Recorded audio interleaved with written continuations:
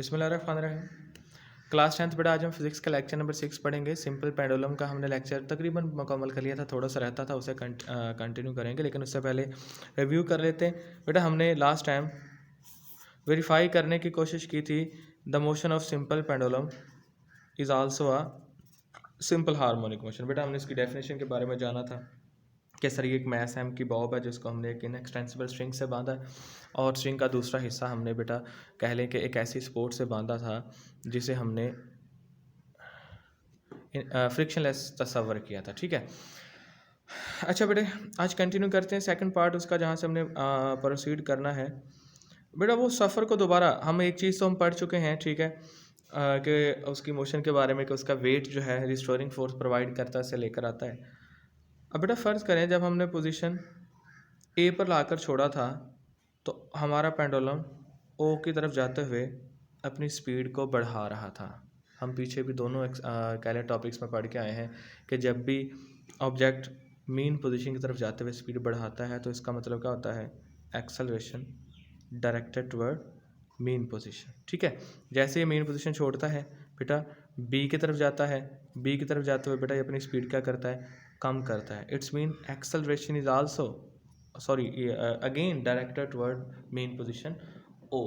आपका पेंडुलम बेटा इसी तरह मूव करता रहेगा कि वो ए से ओ की तरफ, यानी कि जब भी मीन पोजीशन की तरफ जाएगा स्पीड बढ़ाएगा, मीन से परे निकलते हुए कम करेगा, मीन की तरफ जाते हुए बढ़ाएगा, मीन से परे जाते हुए बेटा कम करेगा।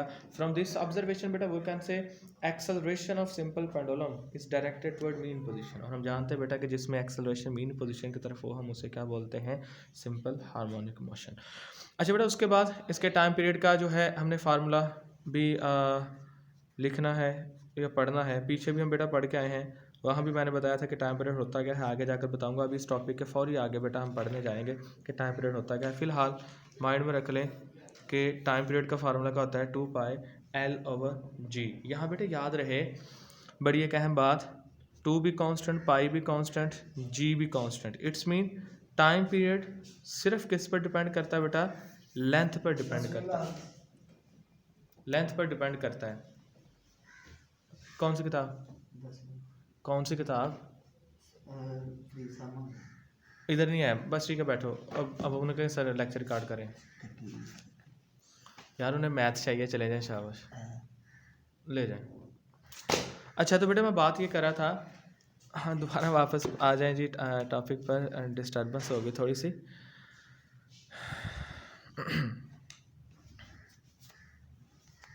अच्छा बेटे बात कर रहा था कि टाइम पीरियड जो है वो सिर्फ लेंथ पर डिपेंड करेगा। मैं ये आपसे क्यों पूछ रहा हूँ बेटे, एक्सरसाइज में ना सवाल आएगा, एक्सरसाइज में सवाल आएगा कि बच्चा है जी वो एक बहुत बड़ी बॉब इस्तेमाल करता है, एक छोटी बॉब इस्तेमाल करता है, या यूँ कह लें वो ना एक बार किसी मेटल की बॉब इस्तेमाल करता है और एक बार कागज़ की बॉब इस्तेमाल करता है, और वो देखता है उसका टाइम पीरियड। टाइम पीरियड बेटा चलें यहाँ रुककर बता देता हूँ।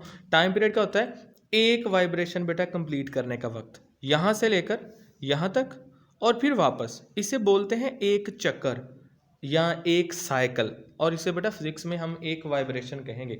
एक वाइब्रेशन के लिए बेटा जितना वक्त चाहिए होता है हम उसे टाइम पीरियड बोलते हैं। क्या बोलते हैं, टाइम पीरियड। सो बात क्या हो रही थी कि मेटल बॉब इस्तेमाल की और कागज़ की बॉब इस्तेमाल की, लेकिन आपका पेंडुलम सेम वक्त में, हाँ याद रहे एयर को इग्नोर करें, सेम वक्त में बेटा कह लें वाइब्रेशन मुकम्मल कर रहा है। तो इसका ऐसा क्यों हो रहा है, आपने कहना सर टाइम पीरियड सिर्फ लेंथ पर डिपेंड करता है, मैस पर डिपेंड नहीं करता। आप बड़ी बॉब इस्तेमाल कर लें, आप छोटी बॉब इस्तेमाल कर लें, पेंडुलम सेम वक्त में बेटा कह लें अपना चक्कर मुकम्मल करेगा, लेकिन उसके लिए हमें एयर रेजिस्टेंस क्या करना होगी, इग्नोर करना होगी।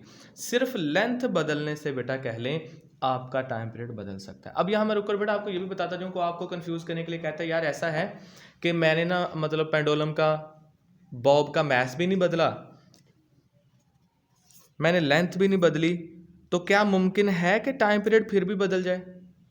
आपने कहना है सर एक ही हालत मुमकिन है कि आप उसका जी बदल दें। जी बदलने से मुराद आप प्लैनेट बदल दें। अर्थ पर ले जा एक्सपेरिमेंट करें, उसी पेंडुलम को उठाकर चांद पर ले जाएंगे, वहाँ जी क्या हो जाएगा, बदल जाएगा। जितना टाइम पीरियड ज़मीन पर था उतना चांद पर नहीं होगा। ये हमने बेटा अपने न्यूमेरिकल्स में देखना भी है। खैर वापस पलटते हैं। टाइम पीरियड का फार्मूला बस याद रखना है 2πL/g, और माइंड में रखना है time period of pendulum only depends upon length. Length बदलेंगे तो टाइम पीरियड बदलेगा, बाकी कोई फैक्टर उसको अफेक्ट नहीं करता।